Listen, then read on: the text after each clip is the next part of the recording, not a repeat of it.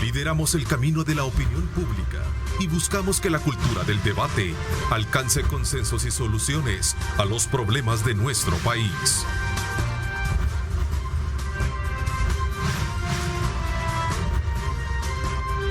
Diálogo con Ernesto López.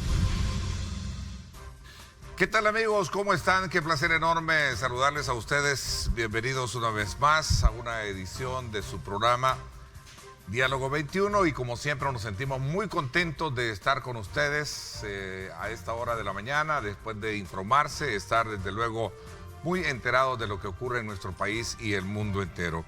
Vamos de inmediato a conocer en esta primera parte del programa una serie de actividades encaminadas a fortalecer el apoyo a aquellos sectores productivos del país que ha venido desarrollando Bandesal en las últimas semanas. Por cierto, para este día se va a dar el lanzamiento de la ejecución del préstamo de 200 millones de dólares que se firmó entre el BID y Bandesal con garantía soberana del Estado. Para hablar de estos y otros temas, quiero darle la más cordial bienvenida al presidente de Bandesal, Juan Pablo Durán. Gracias, presidente, por venir y estar con nosotros para darnos pormenores acerca de estos proyectos. Muchas gracias, Ernesto. Siempre es un gusto estar en tu medio, en este programa tan prestigioso, y con el mayor gusto vamos a actualizar toda la actividad muy dinámica que está teniendo Bandesal en la economía del país. Bueno, y quizás voy a comenzar con lo más próximo a este día. ¿Cuál es la expectativa que se tiene con relación a este lanzamiento de la ejecución del préstamo de 200? Eso es un préstamo muy grande, 200 millones de dólares, entre el BID y Bandesal. Déjame decirte que esta es una línea especial que tiene el BID y que por primera vez le está dando un monto de este tamaño a un banco de crédito público en la región. Estamos hablando de 200 millones de dólares que han sido trabajados cuidadosamente, cumpliendo todo el rigor de los requerimientos que el BID estableció para poder llegar a obtener este financiamiento.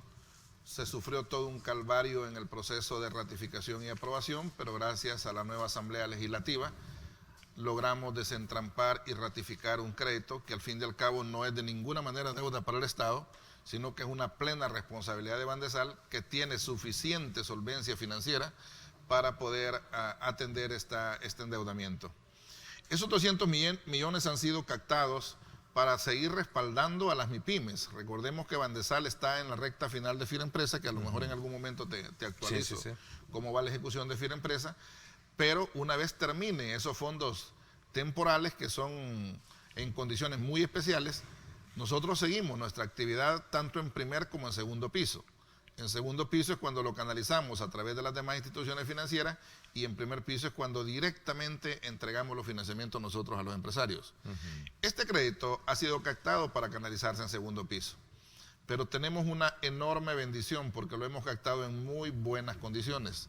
Para la situación país, para la situación pandemia que vive el mundo, sin duda hemos logrado hacer una gran faena para que el BID confíe en el país y confíe en Bandesal para asignarnos este importante recurso que va a favorecer muchísimo a la micro, pequeña y mediana empresa.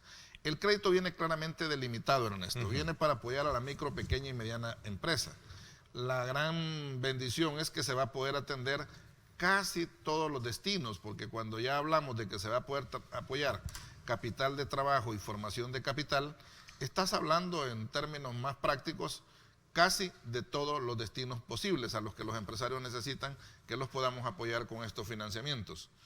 El crédito, hoy se hace el lanzamiento en la mañana en presencia del representante del BID aquí en el país, César Falcone, quien aprovecho para saludar y agradecerle todo el apoyo que nos ha dado en esta gestión. Por supuesto, a todo el equipo técnico del BID en Washington, que ha ayudado muchísimo, nuestra área de gestión de fondeo, que ha ido cumpliendo en tiempo todos los requerimientos para llegar a este momento tan importante. Mira cómo ayuda cuando actúas de manera previsoria.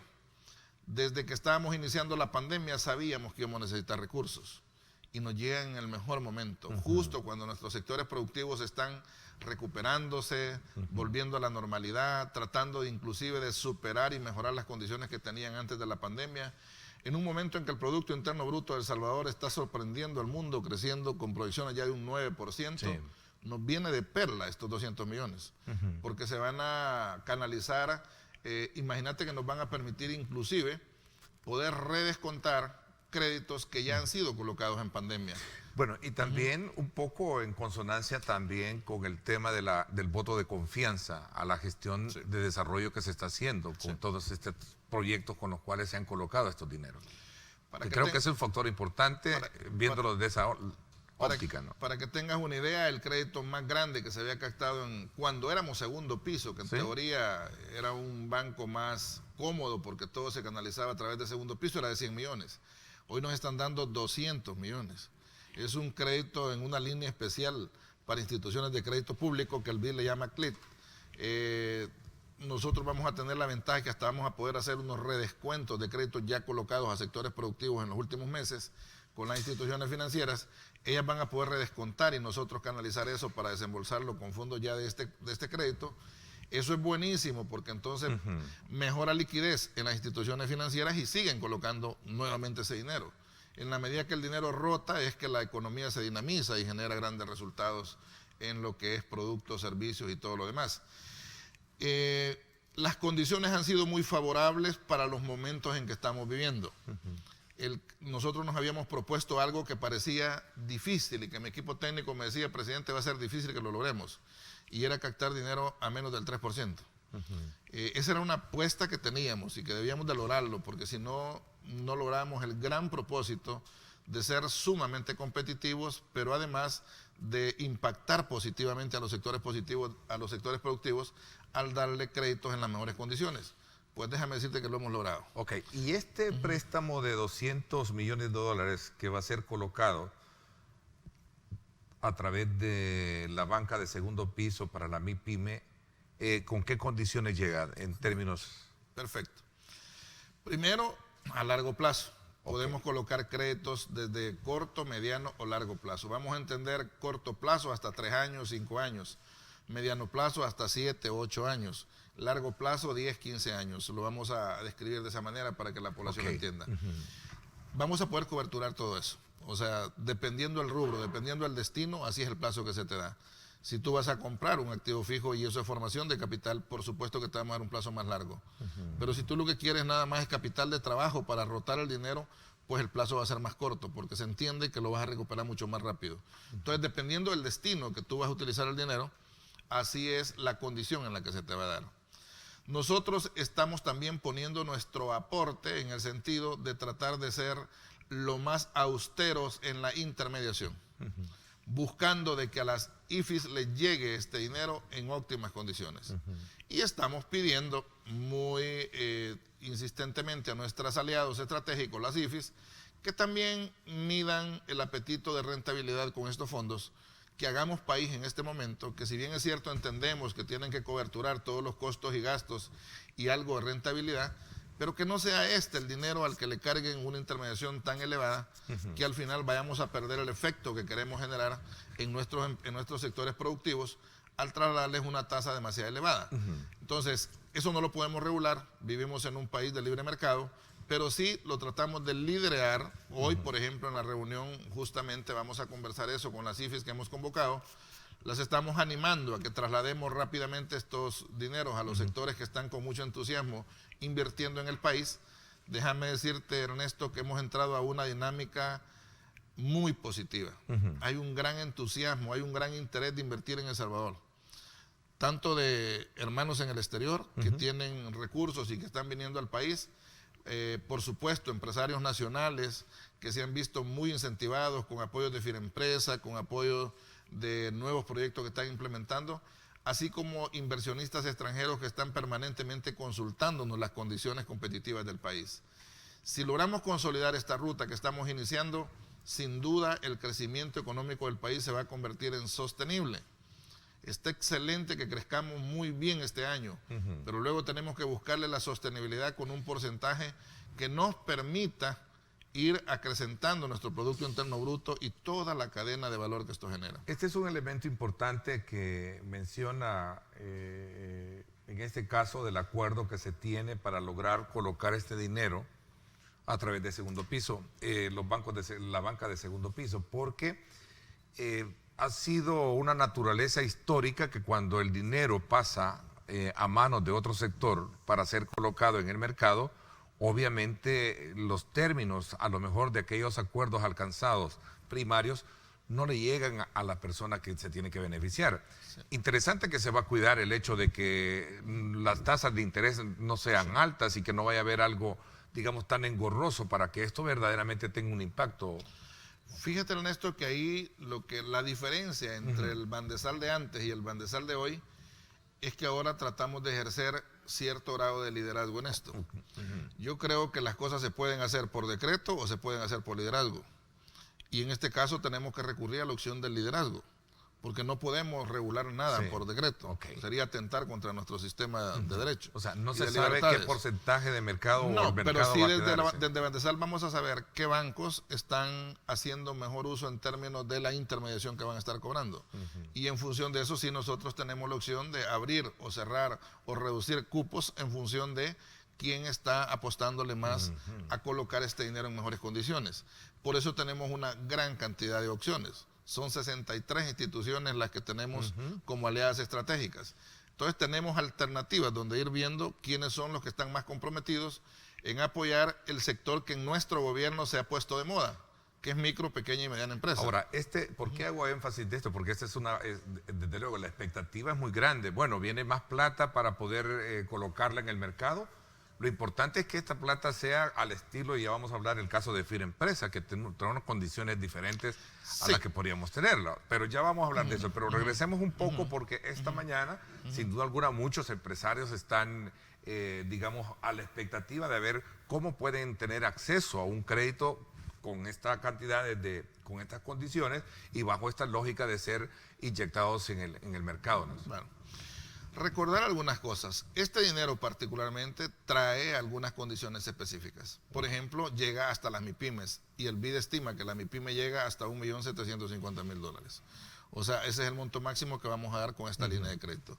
Y qué bueno, porque eso nos va a permitir llegar a una mayor cantidad de empresas, a potenciar ese sector que eternamente estuvo abandonado, que siempre tuvo que recurrir a dineros extremadamente caros y que por eso se terminó su crecimiento muy lento, volviendo su crecimiento muy lento, artrítico, a raíz de que no habían financiamientos en las mejores condiciones y además de forma oportuna. Por eso nos alegra tanto, porque este crédito, al venir perfilado de esta manera, al traer una opción de multidestino, al traer multiplazos, al traer tasas razonables, al traer prioridad para la micro, pequeña y mediana, y además traer un monto específico para potenciar mujeres empresarias, ¿verdad?, que son $40 millones que van exclusivamente para empresas donde las mujeres son las dueñas o son las mayoristas a nivel accionario, también eso pone un componente de género súper importante, porque la idea es potenciar la autonomía económica de las mujeres y este crédito también nos va a permitir apoyar esa línea importante que estamos apoyando desde Bandesal. Abre un campo financiero para muchos sectores y decía que en el tema de inversión, la diáspora, por ejemplo, está muy interesada en venir al país. Sí, la diferencia del tratamiento con la diáspora hoy en día, Ernesto, es que nos estamos asegurando que no vengan a perder su dinero, que vengan a hacerlo producir, que se den cuenta que nuestro país también puede ser una gran oportunidad de inversión. Pero para ello, a nomás llegan al país, tenemos convenios de cooperación con Proesa, con el Ministerio de Economía. Bueno, Bandesal quizás es la institución que más convenios está firmando, pero no son convenios que quedan en el aire. Nosotros lo que queremos es asegurar que si alguien, además de que le fue muy bien en Estados Unidos, hizo una labor muy buena en cualquier lugar del mundo y hoy de forma patriótica quiere venir a apoyar su país, lo menos que podemos hacer es, Ernesto, asesorarlo, orientarlo, entrenarlo, facilitarle la inversión, la permisología, la tramitología, de modo que él venga de una forma segura a invertir el dinero con el que va a llegar al país. Y además a ponerle contraparte de inversión, si así se necesitara, de parte de Bandesal. Por eso es lo que le hemos dicho a nuestros aliados como Proesa, Ministerio de Economía, CONAMIP o cualquier otro, si identifican un hermano de la diáspora que viene, háganoslo, pónganos en contacto porque nosotros tenemos un área de entrenamiento empresarial y esa área está cada vez más robusta y más especializada para ayudarles a hacer el aterrizaje, para ayudarles a dar toda la orientación y asesoría necesaria, de manera que cuando comiencen su inversión ya lo hagan de una forma segura. No tenés idea cómo eso va creciendo en Estados Unidos. Un plan de negocio es la garantía, es la ruta de vuelo que tiene un inversionista para saber hacia dónde va a llegar, cómo va a llegar y qué riesgos puede tener. Qué buena comparación acabas de hacer. Es la ruta de vuelo. Sí. Imagínate un avión que se levante sin ruta de vuelo. Sí, sin su carta de vuelo no. O sea, imagínate que se levantara sin ruta de vuelo. Esto es indispensable. Entonces, a la hora de otorgar un crédito. Es correctísimo. ¿Qué es lo que se busca? Garantizar que la inversión que el crédito se le está facilitando y su inversión tenga menos riesgo que cualquier. Es que casi que se elimina el riesgo. Porque cuando haces un plan de negocios bien elaborado, el riesgo se vuelve simbólico. Porque lo has mitigado o lo has eliminado. O sea, obviamente investigando. Lo tenés monitoreado, controlado, mitigado, y si no eliminado, porque la palabra eliminar en riesgo no existe, pero sí lo has reducido a su mínima expresión. Estás hablando en ese momento de que ya has previsto hasta plan A, plan B y plan C. O sea, no estás improvisando nada cuando se te presenta la contingencia. Lo mismo, así como tú dijiste, si en el avión hay turbulencia, ya todo el mundo sabe en la tripulación qué tiene que hacer. O sea, para no salirse de la ruta, o determinada maniobra que tenga que hacer, o si tiene que hacer un aterrizaje forzoso, pues igual. Cuando vas a liderar un nuevo proyecto, tú no puedes ir a tientas y a ciegas. Tú no puedes ir, ojalá, creyendo, suponiendo, adivinando. No hay necesidad de estar con ese estrés. Si tú eres capaz de escribir un plan de negocios bancable, como le hemos dado en llamar en Bandesal, es porque has logrado poner las piezas en su lugar de toda la ruta de inversión y luego de recuperación. Y además lo has blindado con la mitigación de riesgos que te permite estar seguro de que aún en situaciones adversas tú vas a salir adelante. Por eso es que yo he venido insistiendo, en este país necesitamos a grito una entidad ícono en entrenamiento empresarial, y en eso se está convirtiendo la gerencia de entrenamiento empresarial de Bandesal, porque es el segundo brazo. No basta darte dinero. Es necesario estar seguro que lo vas a ocupar bien y lo vas a invertir bien y vas a ser exitoso desde la primera vez. O sea, dan el crédito y les dan la asesoría. Es que primero lo entrenamos y después damos el crédito. Que es el centro de formación empresarial. Ese es el orden. Y ese centro de entrenamiento empresarial no solo está en San Salvador. Hay unidades móviles moviéndose en las ciudades más lejanas. Y hay un aula virtual desde donde estamos llegando a los empresarios que no pueden asistir personalmente. O sea, lo tenemos integral. De verdad te digo, ahí estamos invirtiendo recursos convencidos de que en nuestro país necesitamos aumentar el número de empresarios, pero empresarios exitosos, que comiencen como pequeños está bien, pero no pueden pasar más de 5 años siendo pequeños. En 5 años tienen que ser medianos y en 5 más grandes. Una política de apoyo a un sector tan importante además, es lograr un objetivo de sacarlo de lo micro a mediano, a pequeño y luego a gran empresario. Porque además, después de que le has dado entrenamiento y su primer financiamiento, te vas a encontrar con que este empresario adquirió experticia, adquirió capacidad de crecimiento, pero le falta un financiamiento más grande. Y ahí entramos con garantías parciales a créditos productivos para no detenerle su crecimiento. Y finalmente con asistencia técnica especializada, con fondos no reembolsables, de manera que el empresario ya en su etapa de crecimiento final para convertirse en mediano, porque la historia indica que el que llega a mediano tiene grandes posibilidades de hacerse grande. La gran tragedia en la economía es que medio mundo se queda como microempresario de subsistencia.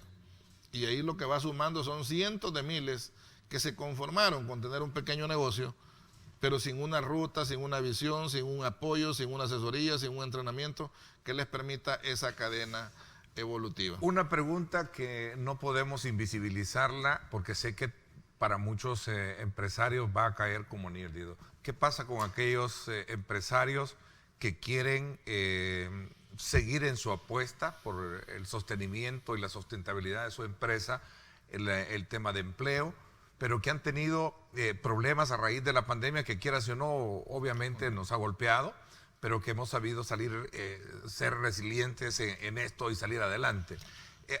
El tema es, ¿esto va también para refinanciamientos o cómo están proyectados estos fondos? Vamos a ver. Si el problema financiero del empresario o la empresa es a raíz de temas de pandemia, recordemos que nuestro gobierno a través del Banco Central de Reserva flexibilizó normativa, los bancos estuvimos facultados para durante ese periodo permitir que no hubiese el pago sin dañarle su categoría. Entonces casi nadie puede venir diciendo que por la pandemia se complicó. Es más, cada banco ha buscado una salida. Algunos les ha hecho cuotas balloon al final, otros ha dado un nuevo refinanciamiento para absorber las cuotas. Cada uno ha buscado una salida. Pero digamos que cualquier falla que se haya presentado o cualquier crisis que se haya presentado en la empresa como resultado de la pandemia, ha habido un mecanismo extraordinario de parte del Estado, de parte del organismo regulador y supervisor para poderlo absorber. Ahora bien, Ernesto, si ya es alguien que venía con problemas, está con problemas desde antes de la pandemia, nosotros lo que hemos creado y estamos definiendo y precisando en Bandesal es un área especializada para ayudarle a esta gente en términos de asesoría, cómo salirse de esa condición. Porque déjame decirte que todo el mundo simplemente les dice, bueno, ya estás en categoría E, tenés lepra, nadie te va a dar $1, sí. Y además es cierto, porque por sanas prácticas bancarias a nivel internacional no le puedes dar un financiamiento a alguien que esté en mala categoría. Pero entonces tenés que enseñarle cuáles son los caminos que tiene para salirse de la mala categoría. En el hoyo siempre. No lo vas a dejar siempre ahí. Si en ese momento no le puedes ayudar, cuando menos darle la orientación y el asesoramiento para que este empresario pueda recuperar lo antes posible su buena categoría y a partir de ese momento reiniciar su vida empresarial. Todos los que somos empresarios alguna vez tenemos el inminente riesgo de caer en un bache y la oportunidad de poder salirse de ahí es vital. En eso también Bandesal está trabajando en un programa especializado para darles asistencia y asesoramiento de cómo recuperar su buena categoría. ¿Hay rubros específicos para los cuales, para ir cerrando un poco ya el ciclo de este anuncio, de este lanzamiento de los $200 millones este día, ¿hay rubros específicos o hay libertad de poder ver a partir de, digamos, de esas proyecciones hacia dónde cualquiera tiene la opción de poderlo colocar? Mira, viene todo para apoyar comercio, industria, servicios, turismo, construcción, todo lo que está dentro de lo que es MIPYME y que se conoce como negocio lícito y que se conoce como algo que es bueno para dinamizar la economía. Por supuesto que tenemos preferencia por cualquier proyecto que tenga armonía medioambiental, que tenga impacto positivo social. Esos son los que tratamos de inclusive atender. El impacto social, generación de empleo. Sí, porque te demuestre, mire, con esto voy a generar, fíjese que voy a construir 50 casitas de interés social que van a costar 25,000, ya me las calificó el fondo, las va a financiar al 4% y las va a financiar a 25 años. Lo primero que uno piensa como banquero es 50 familias que con $120 van a poder tener una casa digna. Ese es un impacto social positivo. A eso le llamamos impacto social positivo, entonces hay que acelerar su proceso de apoyo. Si alguien dice, voy a hacer un proyecto para poder producir, hace poco nos ha llegado por ahí una propuesta de un señor que quiere hacer una pequeña represa hidroeléctrica de 1 mega. Pero está fantástico, 1 mega, privado, excelente, encantado.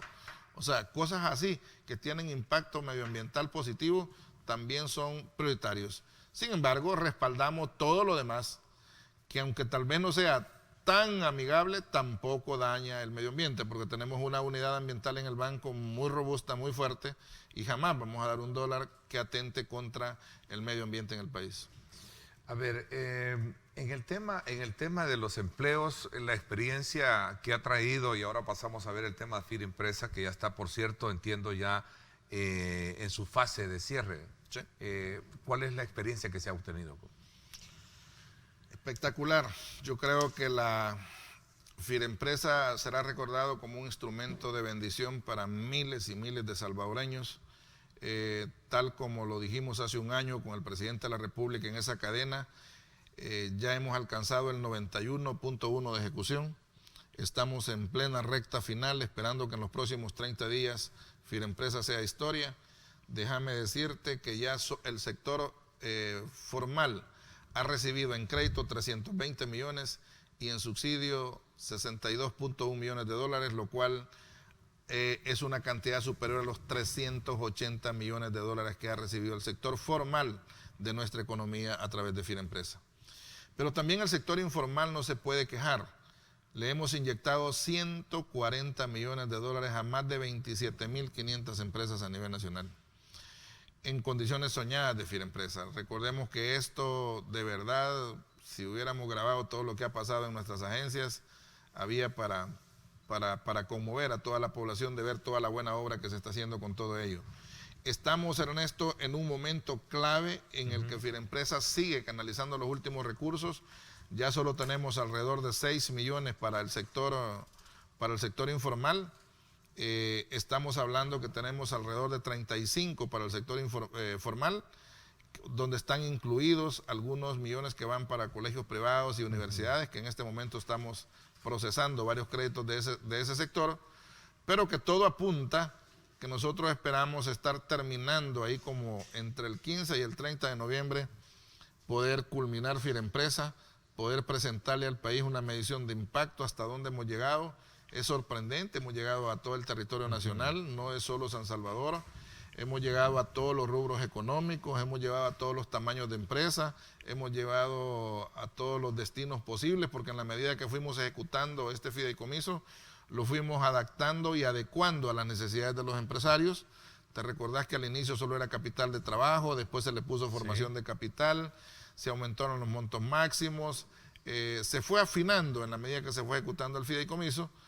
Por supuesto, siempre se nos va a quedar posiblemente algunas empresas o empresarios que por A, B o C razón no se alcanzaron a atender. Hay diversidad de razones que pueden surgir en el camino, pero hemos tratado de ser lo más diligente. También esto lo hemos trabajado con varias intermediarias financieras. Y ahí cada entidad financiera tiene su propia mística, tiene su propia velocidad con la que resuelve y trabaja. En Bandesal lo que tenemos es el organismo de resolución, donde está el comité de crédito que va avalando y aprobando todos estos créditos. Lo que te puedo decir al final entonces de Bandesal, que si tuviéramos que sumar las operaciones que hemos realizado en un poco menos de un año, porque después del anuncio nos tardamos 15 días más para comenzar, solo en créditos entre el sector formal e informal, ya hemos rebasado los 32.500. Y en subsidios, inicialmente 13.500 y posteriormente hemos rebasado los 21.000 subsidios entre pescadores, artistas y todo lo demás. Al final hemos realizado más de 66.000 operaciones exitosas de lo que va de la ejecución de Bandesal. Las características de entrega de con el que estamos hablando de docentes son muy distintas, ¿no? Incluso en cuanto a condiciones Quizás hagamos la diferenciación. Firempresa es un fideicomiso que opera como una persona jurídica independiente y que se alimenta con fondos públicos. Al alimentarse con fondos públicos, el fiduciario, en este caso Bandesal, que es su administrador, perfectamente, en base a lo que el presidente de la República nos instruyó, establecimos las condiciones tan favorables para apoyar la recuperación económica. En esas condiciones tan especiales. Un año de gracia. Un año de gracia y de gracia plena. Y el 3%. Y el 3%, hasta $500,000, 10 años para pagar y sin garantía inmobiliaria. Bueno, esto incluso creó cierta presión dentro del mercado privado para poder también bajar. Absolutamente, ahí vienen todos los réditos indirectos, porque inevitablemente la banca comercial ha tenido que bajar un poco las tasas. Bueno, la presencia misma de Bandesal como banca de primer piso ha obligado a todo el sistema financiero a ser más competitivo, lo cual es sano, es bueno, es una belleza que hayamos logrado eso. Esto es lo que no se atrevieron otros, por temores o por lo que sea, pero la valiente decisión del presidente de promover esta reforma, de firmar esta reforma, es la que nos ha permitido ahora tener un rol muy protagónico en el desempeño de nuestra economía. Y por eso se va a cuidar que en el caso de la colocación de estos 200 millones, tenga digamos, esos fines. Lo que antes pasaba era lo siguiente: se captaban esos dineros, siempre en bastantes condiciones buenas, y se pasaban a libre albedrío. ¿Vea? Hoy no es que vamos a poner restricciones, pero vamos a estar monitoreando, vamos a estar conversando con los presidentes de banco, vamos a estar viendo resultados de la colocación, las tasas en las que se han colocado, como una manera nada más de asegurarnos que ese beneficio que hemos logrado en una negociación ardua con el BID y que también ha llevado el voto de nuestra Asamblea Legislativa para tener garantía soberana, pues se vea reflejado en una buena tasa que sea aceptable a los sectores productivos. Interesante, vamos a hablar de otros acuerdos que se han hecho a lo largo de estas últimas semanas entre Bandesal y que han estado desde luego generando también esas expectativas sobre los sectores productivos de nuestro país. Vamos a hacer una pausa, vamos a hacer desde luego un informe gracias a Texaco con Tecron, libera tu potencial. Vamos a irnos a conocer cómo está el estado del tráfico a esta hora de la mañana. Es momento de hacer una parada inteligente. Pasa por un Starmart de Texaco. Texaco con Tecron, libera tu potencial.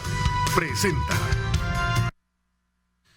Vámonos entonces ahora, gracias a Texaco con Tecron, a conocer cómo está el estado de tráfico en la zona de Los Chorros. Vea usted, tenemos una fluidez vehicular bastante positiva para no tener mucho contratiempo si usted se desplaza por esta importante zona. Vamos a examinar también otras que están desde luego disponibles a través de nuestra señal. Ahí tenemos la zona de El Pedregal para que usted pueda tener a bien cómo está también la circulación por esta importante zona que conecta estos centros comerciales que se dan en el entorno de lo que sería el redondel de Naciones Unidas. La conexión ahí al final también con la avenida Chiltupán y por supuesto conocido como el redondel Platillo, ex Platillo. Y usted puede tener pues ya de primera mano, gracias a Texaco con Tecron, también el momento propicio para hacer una parada inteligente y pasar por un Starmart de Texaco. Es momento de hacer una parada inteligente. Pasa por un Starmart de Texaco. Texaco con Tecron, libera tu potencial. Presentó.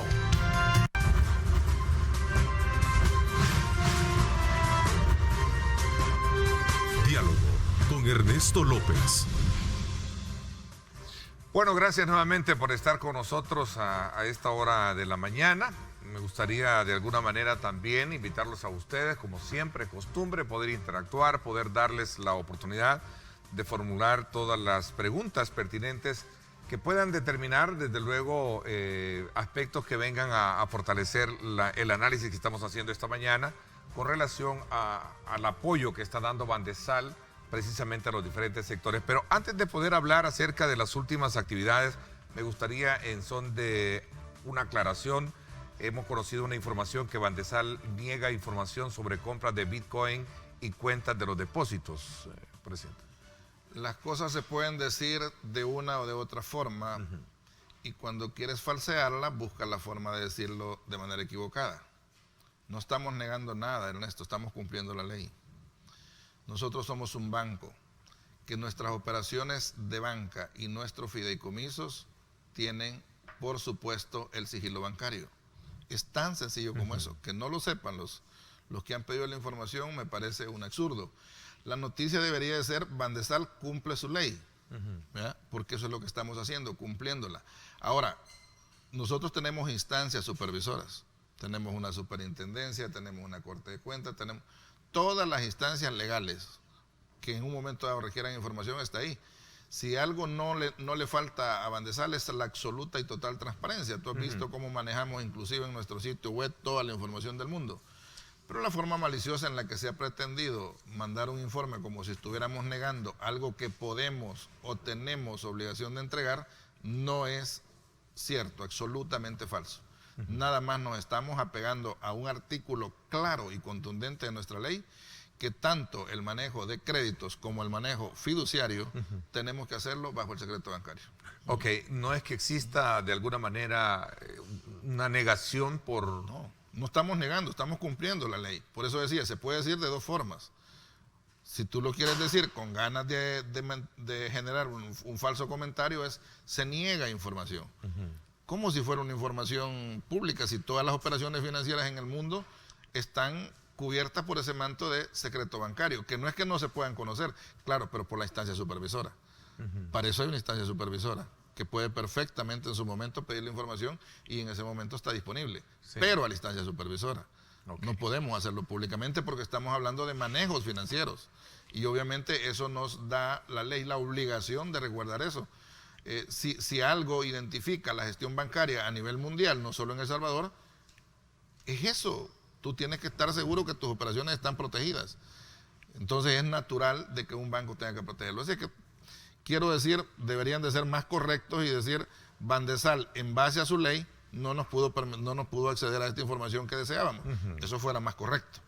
Pero decir Bandesal niega, ¿y por qué no podemos negar lo que no estamos facultados para entregar? Ok. O sea, es simplemente cumplimiento de ley. No es un problema de Bandesal, es la ley. Es la ley, tan simple como eso. Ok, me queda aclarado este punto. A ver, veamos un poco las actividades hechas últimamente. Bandesal e ISDEMU entregan capital semilla a mujeres, por ejemplo, entre otras actividades que hemos tenido. Solo en esta semana he visto muchas actividades, creo que alrededor de 4. Sí. En el orden, te cuento así rapidito todo lo que estamos haciendo. Resulta que además de toda la labor de entrenamiento, de financiamiento, de todo lo demás, garantías, también tenemos un programa de fomento al desarrollo. Ese programa de fomento al desarrollo incluye arte, cultura, educación, deporte y salud. Es parte de la reforma que se hizo en la ley. Pues justamente en la semana pasada empezamos la entrega del capital semilla junto con el ISDEMU, el Instituto Salvadoreño de Desarrollo de la Mujer, $100,000 donados por Bandesal para favorecer a cuando menos 200 mujeres de sectores muy vulnerables, postpenitenciarias, personas que están en albergues de protección del ISDEMU o inclusive algunas que forman parte de la comunidad LGBTI. Estamos hablando que son sectores que jamás nadie ni siquiera los había visibilizado, mucho menos que les dieran un apoyo. Hoy no solo le estamos haciendo llegar el capital semilla, sino que les estamos dando la educación financiera y la formación básica empresarial para que puedan comenzar sus pequeños negocios. Si hay personas que comienzan sus pequeños negocios prestando $200 y teniendo que pagar $40 al final del día porque les cobran el 20% los usureros, imagínate qué significa que una persona, además de que la orientes, la asesores, también le pongas en las manos $500 o $1,000 para que comience un pequeño negocio. Es obvio que tiene altas probabilidades. Y qué mejor si viene después de estar postpenitenciaria. O sea, es una oportunidad de oro la que estamos apoyando desde ahí. Segundo, hemos respaldado, por ejemplo, con becas a 25 estudiantes que continuamos respaldando, que ya veníamos apoyando, y 5 más nuevos, o sea, ahora van a ser 30 estudiantes que los estamos becando para continuar sus estudios de agronomía en la Escuela Nacional de Agricultura. Esto es un costo de $48,000 que obviamente van a ser para el año que van a utilizar estos muchachos, estas señoritas, porque son hombres y mujeres las que están en la ENA, preparándose como futuros agrónomos para apoyar todo lo que es la dinamización de nuestra agricultura. No bastando con eso, también hemos donado en esta misma semana $148,000 a las federaciones deportivas. ¿Para qué? Para apoyarlas con la adquisición de una unidad de transporte. El año pasado lo hicimos con 6, hoy lo hemos hecho con 5. Obviamente el Instituto Nacional de los Deportes nos sirve nada más de intermediario, luego nosotros canalizamos los cheques directamente a las federaciones deportivas, y con eso lo que estamos haciendo es apoyando también el deporte. Por eso te decía, arte, cultura, educación, deporte y salud son 5 rubros en los que el aspecto social del banco se identifica.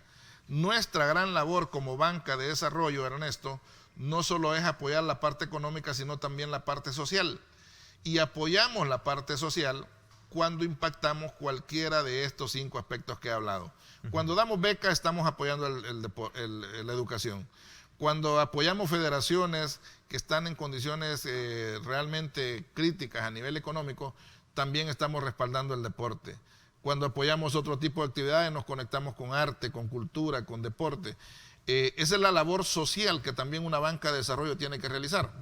Si tú ves, poco a poco vamos perfilando una banca de desarrollo integral, completa, genuina, como debió de haber sido siempre una banca de desarrollo en el país. Y que por primera vez creo que los salvadoreños están estrenando y están sintiendo el sabor de tener un verdadero banco de desarrollo. Ahora, ¿y estos fondos son de cooperación? No. ¿Préstamos? Esos fondos, en el caso de mujeres, por ejemplo. No, esos fondos son puestos en nuestro presupuesto desde el momento que estamos planificando el presupuesto del siguiente año. Por ejemplo, en este momento, todos los equipos técnicos de Bandesal que están vinculados a la planificación están trabajando el Plan Operativo Anual 2022. Y ahí dejan las partidas establecidas para el fomento al desarrollo. En el fomento al desarrollo va la parte social. Ahí apoyamos incluso a gremiales empresariales que hacen eventos de energía renovable, un grupo empresarial que se junta para hacer una actividad, también apoyamos eso. Pero por el otro lado también respaldamos la parte educativa, deportiva, etcétera, etcétera.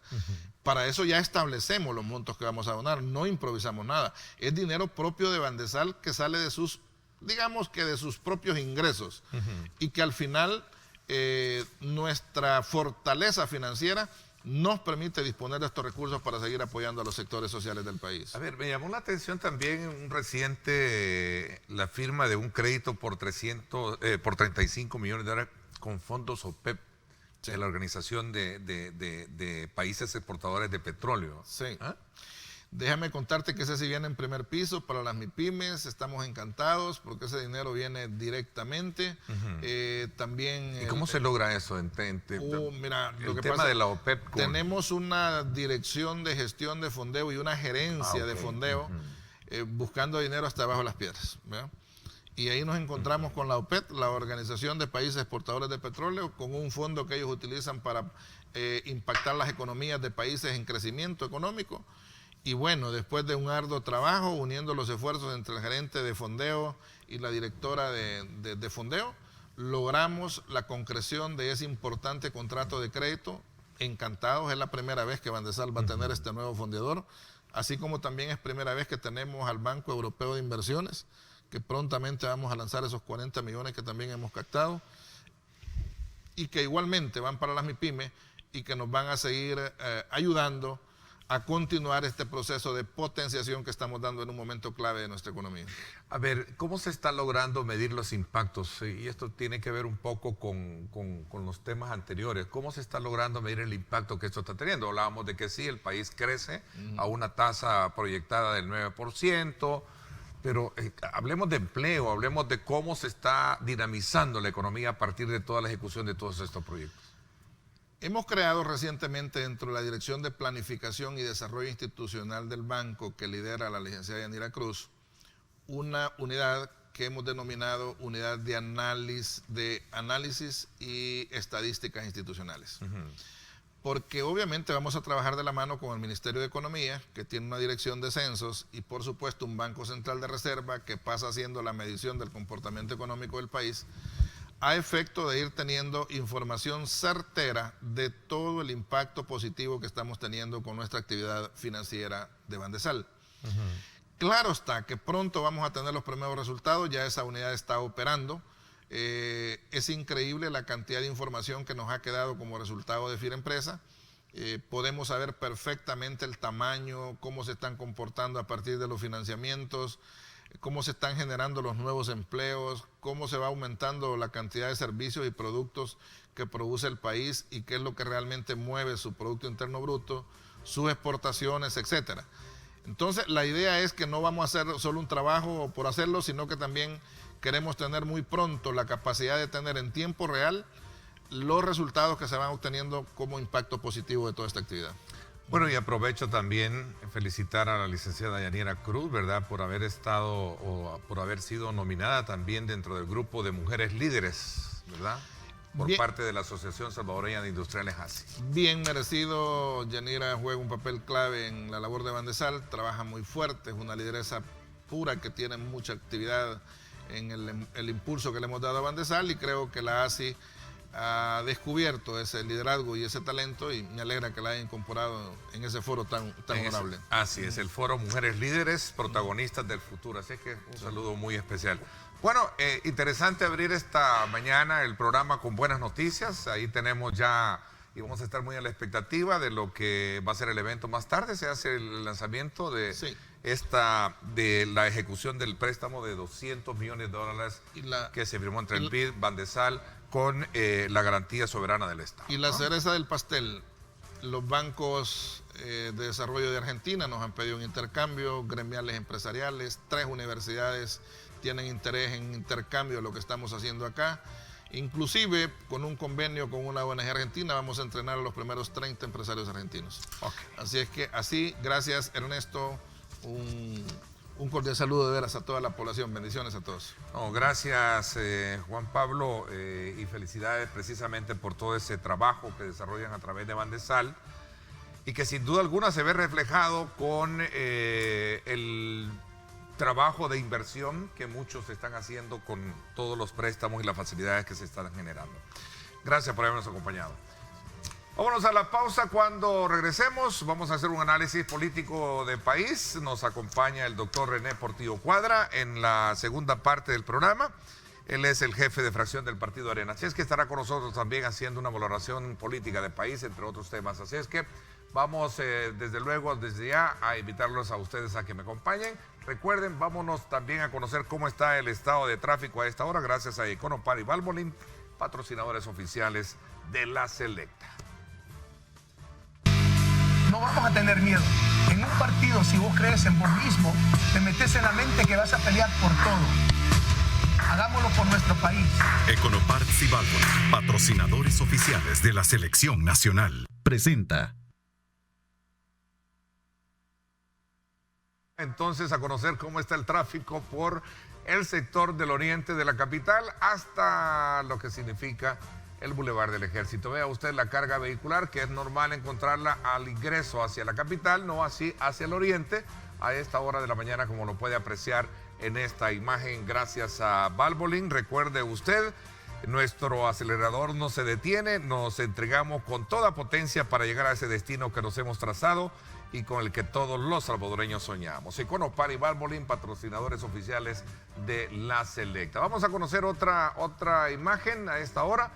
Y por supuesto ahí está la rotonda de lo que es el Monumento al Salvador del Mundo, también que conecta 4 principales arterias, lo cual indica que estamos a esta hora bastante factible de transitar por la zona. Recuerde, Econopar y Valvoline, patrocinadores oficiales de La Selecta, el motor de La Selecta somos todos. No vamos a tener miedo. En un partido, si vos crees en vos mismo, te metes en la mente que vas a pelear por todo. Hagámoslo por nuestro país. Econoparts y Valvoline, patrocinadores oficiales de la Selección Nacional, presentó.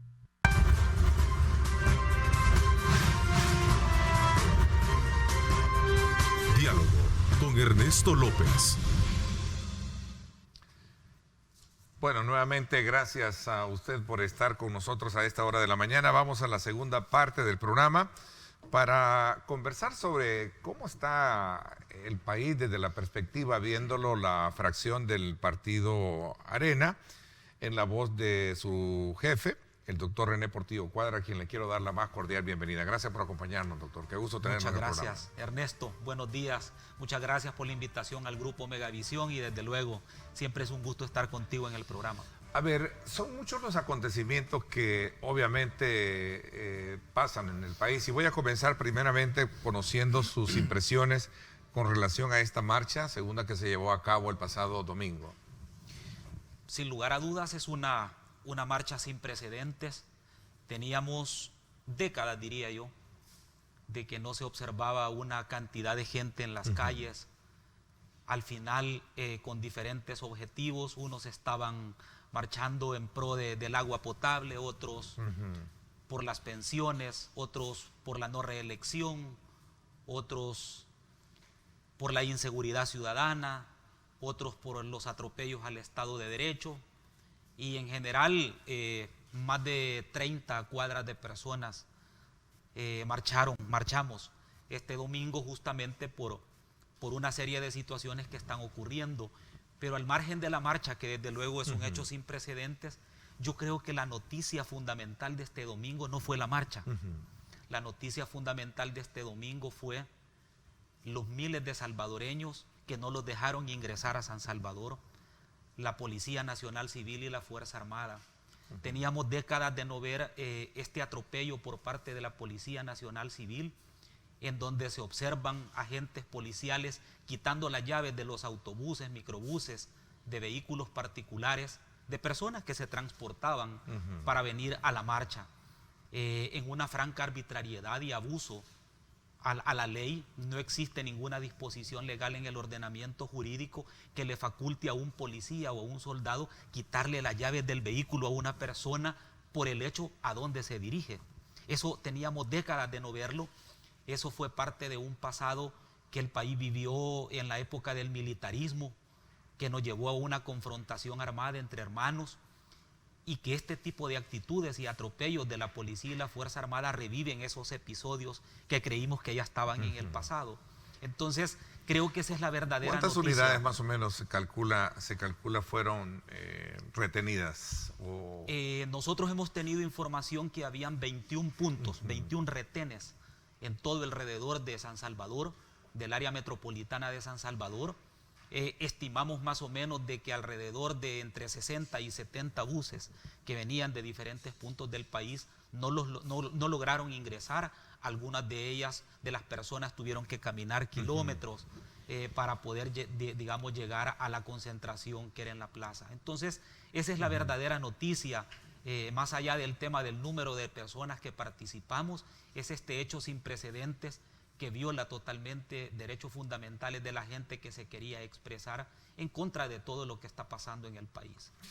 A ver, había dice usted, una expresión de sectores, unos abogando precisamente por el tema del agua y otros por otras, digamos, temas. De alguna manera, la gran pregunta es, ¿qué es lo que se busca con la marcha? ¿Un objetivo en común o trasladar un mensaje directo de inconformidad por toda la forma o el mecanismo que se está llevando a cabo el tratamiento de estos temas que ahí se expresaron? Yo escuchaba decir a un diputado del partido Gana, Numan Salgado, de decir, es una mezcolanza de temas de las cuales no se conoce verdaderamente cuál es el fin último de este tipo de marchas. Entendería yo esto en son de poder entender y comprender qué es en sí la expresión misma que lleva este tipo de actividades, diputado. Bueno, cientos o miles de personas marchamos con varios objetivos, pero los objetivos están ahí palpables. Cuando el presidente prometió más presupuesto para la Universidad de El Salvador y lo que hace es abrir 20,000 plazas para soldados. Cuando el gobierno prometió seguridad a la gente en las comunidades, lo que hace es destinar a la Policía Nacional Civil para cuidar los cajeros chivos. Cuando el presidente prometió crear una comisión contra la corrupción y la impunidad, lo que hace es destituir jueces y magistrados que estaban combatiendo la corrupción. Cuando el presidente prometió y dijo de que el dinero sí alcanzaba cuando nadie roba, no hay dinero para poder, digamos, solventar las necesidades básicas del país, y lejos de eso se le pone reserva a toda la información en el Estado para que el pueblo no se dé cuenta de cómo y cuánto se está invirtiendo los recursos públicos. Cuando el gobierno prometió transparencia y lo que hace es recetarse en este presupuesto 156 millones para Casa Presidencial. Entonces, por esto y por mucho más, las personas que se sienten cómodas, como el diputado que tú me mencionaste, se sienten cómodas porque para ellos todas las instituciones están a su favor. La Fiscalía está con el gobierno, la Corte Suprema de Justicia está puesta por el gobierno, el fiscal impuesto por el gobierno, es decir, las instituciones están al servicio del gobierno, del partido político que gobierna, pero no de la gente. Esa insatisfacción es la que genera que la gente como último recurso salga a las calles a marchar, porque todo el Estado de Derecho ha sido tomado en función de un partido político. Entonces hablamos de una expresión general de cómo se está administrando el país. Totalmente, totalmente. Uno de los temas que sale y que sin duda alguna tiene que ver mucho con el ejercicio de trabajo en la Asamblea Legislativa es el tema también de las pensiones, que creo que es un punto neurálgico que se generó este fin de semana a partir de postergarse el día viernes que se tenía prevista la presentación de este documento al país, a la Asamblea Legislativa, perdón, y fue postergado precisamente bajo un acuerdo que entiendo hubo con ciertos sindicatos. ¿Cuál es la expectativa que tiene su fracción frente a este nuevo ítem de discusión que puede generar una propuesta, sobre todo tomando en consideración que ha venido siendo como un eslabón suelto, amarrado en el pasado y que no se le da una solución de manera concreta al tema de las pensiones en el país? Bueno, quiero decirte que el gobierno se había comprometido a dar la semana pasada a presentar la propuesta a la Asamblea Legislativa. Cuando el presidente y quizás su gobierno se dieron cuenta que la marcha era el domingo 17, suspendieron la presentación de este documento con el objetivo de presentarla 2 semanas después, cuando ya hubiera pasado la marcha, porque si el pueblo hubiese conocido los términos en que viene esta propuesta, la marcha hubiese sido el triple o el cuádruple de gente que asistimos el domingo, porque sin duda alguna podía haber causado muchísima conmoción social esta propuesta. Entonces, estratégicamente dijeron, nos vamos a dar 2 semanas más. Lo que sí es importante es que a este momento el gobierno no ha presentado ninguna propuesta concreta. Por lo tanto, no tenemos nosotros sobre qué pronunciarnos porque el documento no ha sido público. Nosotros estamos muy claros que las pensiones deben de mejorar en el país. Y aquí no se trata solamente de un tema de modelo previsional. No nos interesa el tema de si son AFP, si es el gobierno, si es mixto. Es decir, el tema no es ese en el fondo. En el fondo el tema es que el gobierno va a querer utilizar el dinero de las reservas de pensiones que ascienden a más o menos 12,000 millones de dólares, los va a querer utilizar para el gobierno. Los va a querer utilizar no para darle estabilidad a las pensiones, sino para gastárselo en más publicidad, sino para gastárselo en el Chivo Wallet, sino para gastárselo en lobistas que él paga en Estados Unidos para que le mejoren la imagen a él y a su gobierno, y se van a olvidar realmente de que ese dinero debe de servir para garantizar las pensiones a futuro. Eso sí nos preocupa a nosotros.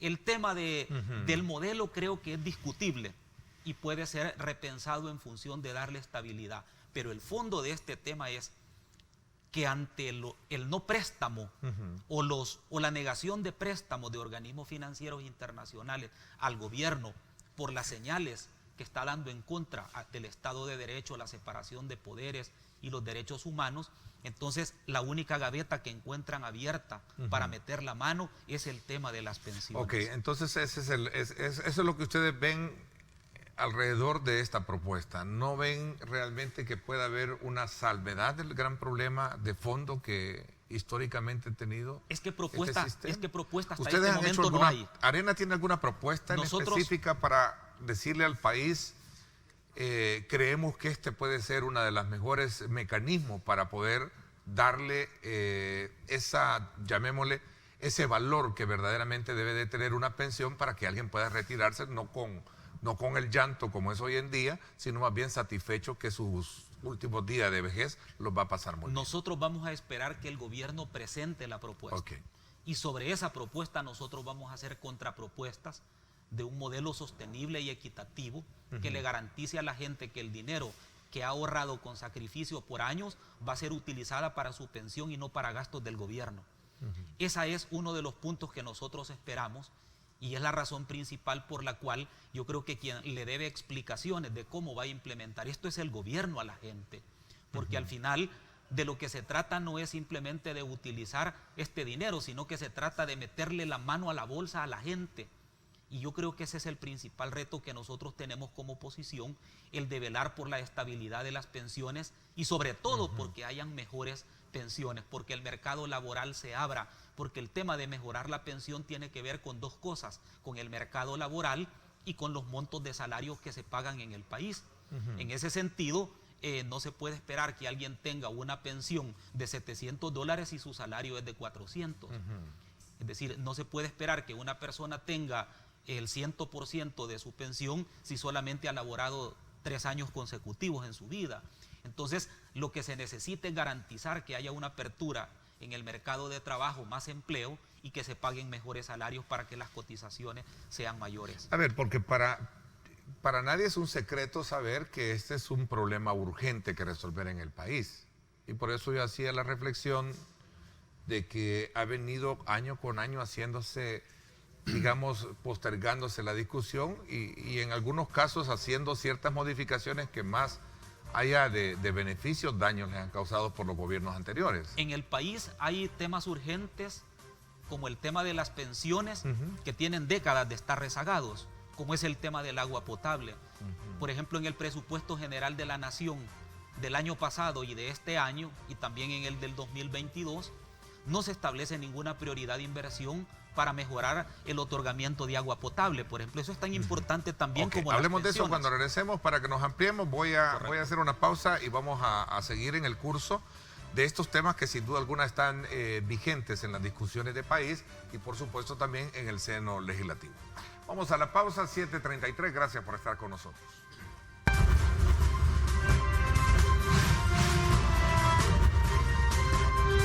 Diálogo con Ernesto López. Gracias nuevamente por estar con nosotros a esta hora de la mañana. Seguimos en conversación con el doctor René Portillo Cuadra. Él es el jefe de fracción del partido Arena. Y estamos haciendo desde luego un repaso a partir de este acontecimiento surgido el fin de semana, en la cual muchos sectores se pronunciaron en una manifestación que también tuvo a bien, dentro de ese mismo contexto, algunas limitantes, como por ejemplo las restricciones que él mencionaba con relación a buses que venían también con personas que venían a participar en la misma. En ese mismo contexto hubo una expresión de estos sectores por diferentes temas, entre ellos el tema de las pensiones, entre ellos el tema del agua, el tema del presupuesto y otros que sin duda alguna vamos a aprovechar a abordarlos desde la perspectiva de cómo se estaba, digamos, examinando el país. Doctor, el tema del agua es otro de los puntos que decía también importante y no se tiene nada en concreto hasta el momento. Sí, efectivamente, ya este gobierno ya lleva 2 años y medio en el ejercicio del poder y su prioridad no ha sido el agua potable. Es decir, en este momento se está discutiendo una ley que en realidad ayudaría bastante, pero no lo suficiente como para poder resolver el problema del agua. Cuando uno ve los presupuestos generales ya del mandato de este gobierno, se da cuenta que su prioridad no ha sido esa. En ninguno de los presupuestos se establece dinero para inversión, para infraestructura hídrica, ni siquiera para el fomento de la cultura hídrica. En ese sentido, tan importante es el tema de las pensiones como también otro tipo de temas, como es el caso del agua potable, al cual este gobierno no le ha puesto el interés necesario. Nosotros esperamos que en el tema, por ejemplo, del agua potable, no solamente se apruebe una ley, sino que haya una inversión real en el tema del agua potable, porque este es uno de los temas que está golpeando fuertemente e impacta en la salud, en la calidad de vida de la población. Cuando uno ve, por ejemplo, el presupuesto general de la nación, se da cuenta que tiene más presupuesto seguridad que viviendas. Se da cuenta de que tiene más presupuesto Casa Presidencial que el Ministerio de Vivienda. Entonces, la prioridad de este gobierno no es darle una vivienda digna a la gente pobre, sino que seguir invirtiendo en la Fuerza Armada, seguir invirtiendo en seguridad pública, pero no en la prevención de las causas que motivan la violencia. Ese ha sido un tema muy marcado de este gobierno. Entonces, le apuestan a la represión. Por otro lado, cuando uno ve, por ejemplo, el presupuesto de Agricultura, se da cuenta que hay más dinero para Casa Presidencial que para el Ministerio de Agricultura. Entonces, la prioridad pareciera ser que es seguir comprando productos en el extranjero y no beneficiar a los productores nacionales. Entonces, nosotros vemos que en este presupuesto las prioridades del gobierno no son las prioridades de la gente. Es decir, si tú quieres, por ejemplo, sacar a un país de la pobreza, como lo hizo Singapur, lo primero que Singapur hizo fue invertir en vivienda digna. ¿Por qué? Porque sabían que la inversión en vivienda significaba calidad de vida para la gente, significaba agua potable, salubridad, sanidad pública, significaba una serie de aspectos que mejoraban al ser humano. En nuestro país no, en nuestro país, solo para ponerte un ejemplo, el Ministerio de Vivienda va a tener 18 millones de dólares. Mientras que Casa Presidencial va a tener 156 millones de dólares. Mientras que la Defensa Nacional va a tener 257 millones de dólares, el presupuesto más alto en toda la historia para la Fuerza Armada. Pero no estamos en guerra. Lo que nuestro país necesita es empleo, alimento, esperanza, pero no necesita armas. Obviamente no van a dar sus votos para este Yo creo que el tema del presupuesto va más allá de los votos. El tema del presupuesto es decirle a la gente que la prioridad de este gobierno en cuanto al dinero no es invertir en las necesidades de la gente, sino que es satisfacer necesidades propias del poder político. Inversión para la Fuerza Armada, más dinero para Casa Presidencial, más dinero para la Secretaría de Prensa de Capres. Esa es la prioridad de ellos, pero se les olvida agricultura, vivienda, se les olvida otras prioridades. Entonces, creo que el gobierno debe de rectificar en este tema, porque si no la gente va a salir nuevamente a las calles por otros temas y otros objetivos. En el tema de la reducción del FODES al 1.5% y el tema de la centralización de obras municipales, ¿cuál es el examen que ustedes le hacen precisamente cuando estamos hablando de ubicar y centralizar muy bien fondos, a diferencia de cómo en el pasado se ha venido desarrollando el tema de la autonomía de los gobiernos municipales y por su consecuencia la descentralización digamos que viene siendo como la parte importante que en su momento se planteaba con el tema de FODES? Bueno, habría que plantear dos cosas. Primero es que en el actual presupuesto en el que presentan como proyecto para el próximo año, el desarrollo local solamente tiene 15 millones presupuestado. Es el presupuesto más bajo para desarrollo local en décadas, en muchas décadas. Parece que sí están haciendo historia negativamente en este caso. ¿Qué representa el 15 millones? A eso quiero llegar. El modelo que este gobierno está implementando en contra de los gobiernos municipales es el mismo modelo que se implementó por parte de Hugo Chávez en Venezuela y que ha sido seguido por Maduro, de desmembrar los desarrollos locales y el poder local para tener una centralización total desde el órgano ejecutivo, minimizar la gestión de los alcaldes, quitarles el presupuesto a las alcaldías y todas las obras centralizarlas con un propósito de clientelismo político. Segundo punto, crean una dirección que se llama la DOM, la Dirección de Obras Municipales, exactamente calcado como el modelo venezolano. En Venezuela también existe una organización igual que acapara todo el presupuesto de las alcaldías y el presidente decide en qué alcaldía invertir y en cuál no, fundamentalmente en las de su partido y no en las que están en manos de la oposición, para estrangular a la oposición y quedarse con todo el poder político territorial. Se ha escuchado por corrillos en la Asamblea Legislativa, y esto debo de decirlo con transparencia, que el objetivo es anular a todas las alcaldías y que los gobernadores políticos departamentales asuman el poder y las funciones de los alcaldes en cada departamento, lo cual sería el tiro de gracia a este modelo de gestión descentralizada que se venía poco a poco desarrollando en el país.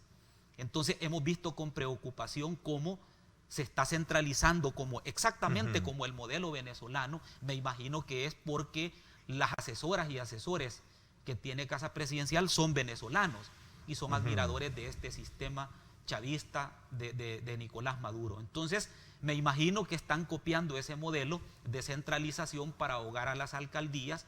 Lo que el gobierno no se ha dado cuenta es que no va a ahogar económicamente a las alcaldías, sino a las comunidades. Y de sus alcaldías están ya resintiendo. La vez pasada conversaba con uno de los alcaldes de ustedes de acá de Yututepeque y hacía mención precisamente sobre el impacto que esto ya está teniendo, desde luego sobre la base de los trabajos que son los que inmediatamente la población espera de los gobiernos locales. Efectivamente, la semana pasada hubo una reunión donde convocaron solamente alcaldes de Nuevas Ideas a la Asamblea Legislativa, a la comisión respectiva, y por primera vez escuché reclamos en público que le hicieron los alcaldes de Nuevas Ideas a este gobierno.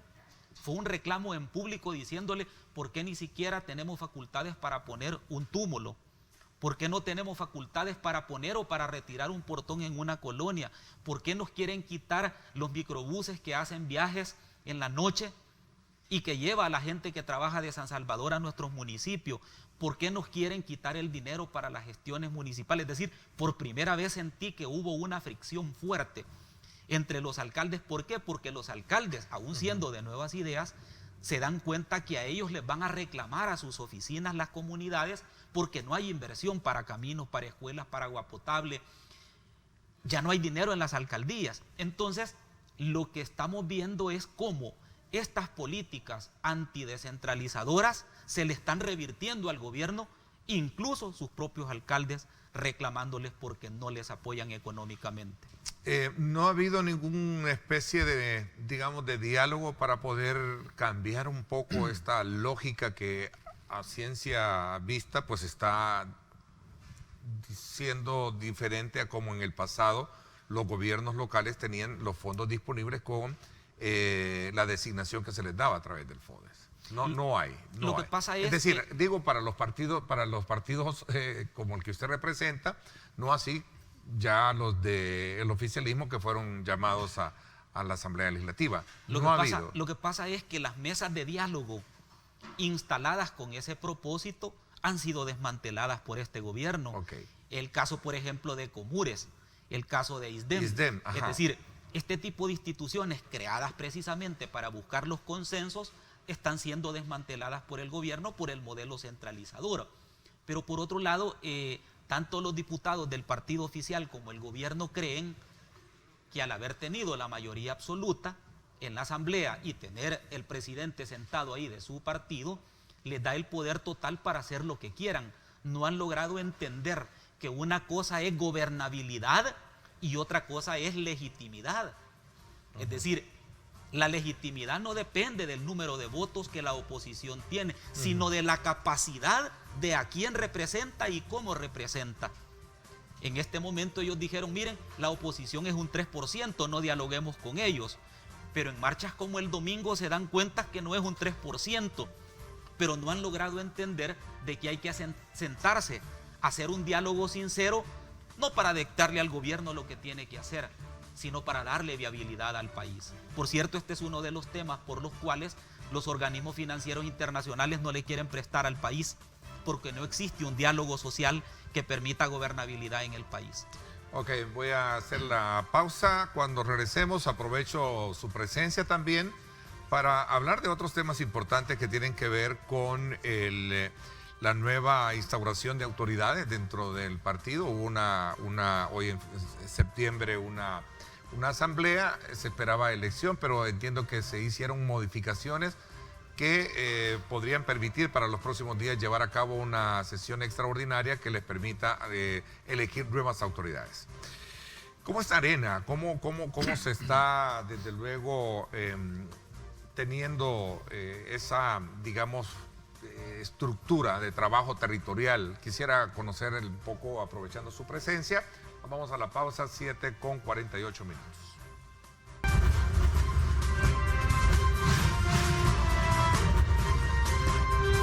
Diálogo con Ernesto López.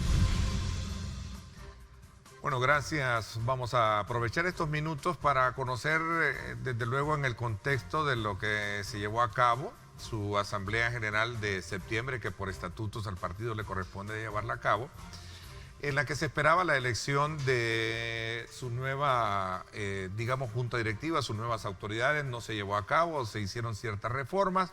Entendería yo que está latente para los próximos días llevar a cabo lo que sería una sesión extraordinaria en la que puedan hacerse las nuevas elecciones. Pero más allá, y antes de entrar quizás un poco en detalle de eso, me gustaría conocer el entorno en el cual Arena se mueve hoy en día a partir de todo ese brazo, digamos, de músculo territorial que debe de tener todo partido y que sin duda alguna no ha sido fácil después de los resultados electorales que se tuvieron en la última elección.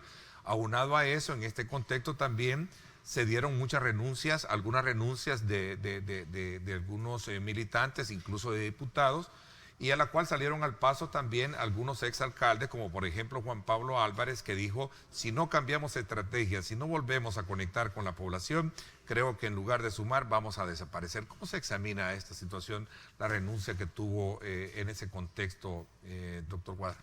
Bueno, en realidad cuando existen resultados electorales adversos para un partido político, esto es para cualquier partido político, lo primero que tiene que existir es un análisis de lo que se hizo, de lo que se dejó de hacer o de lo que se debió de hacer.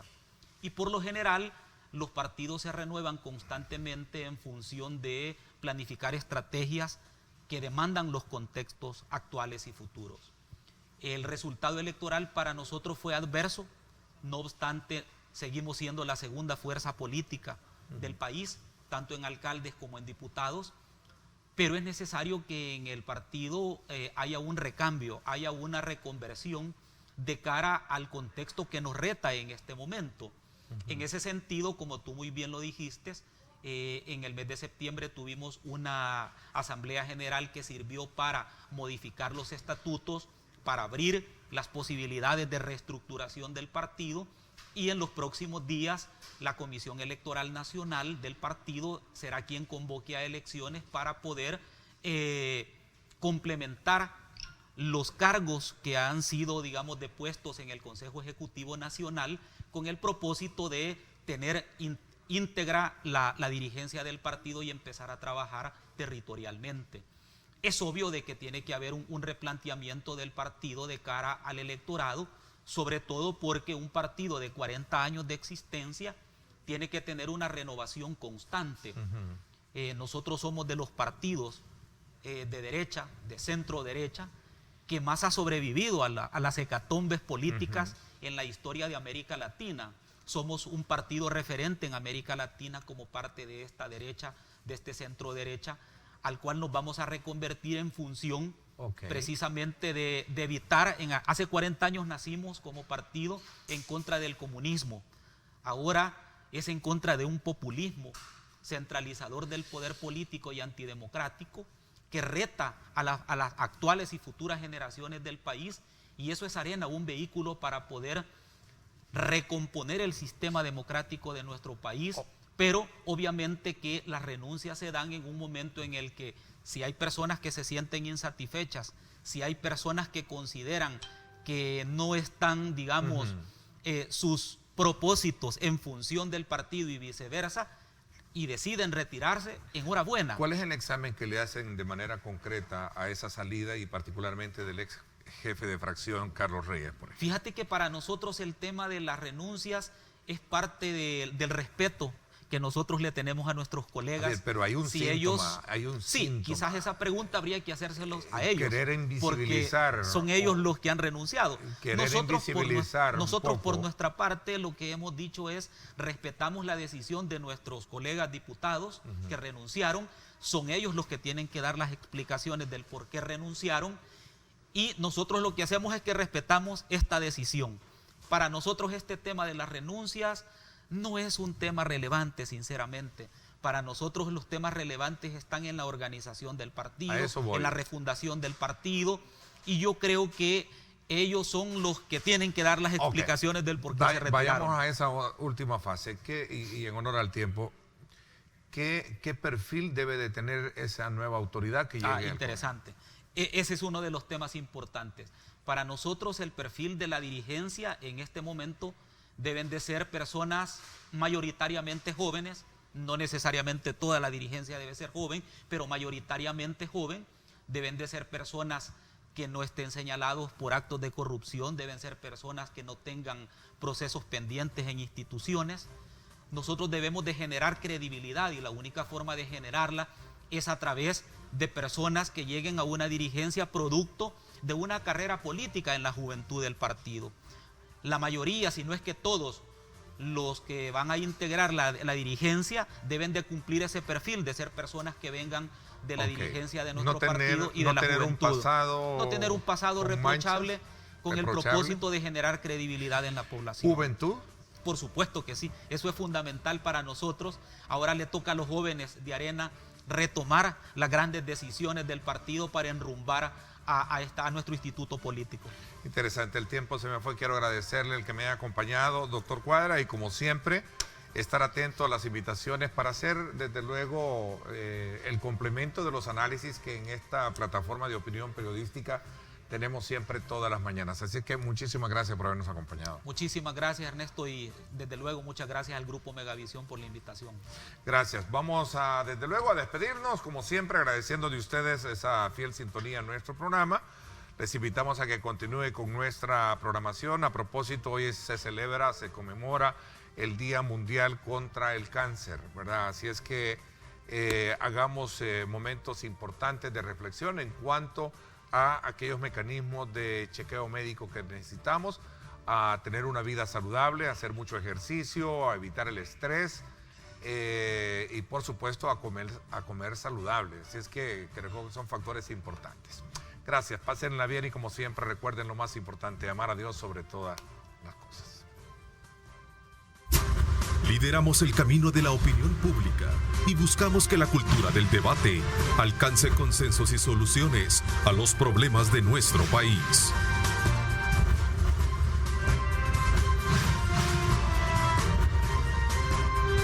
Diálogo con Ernesto López.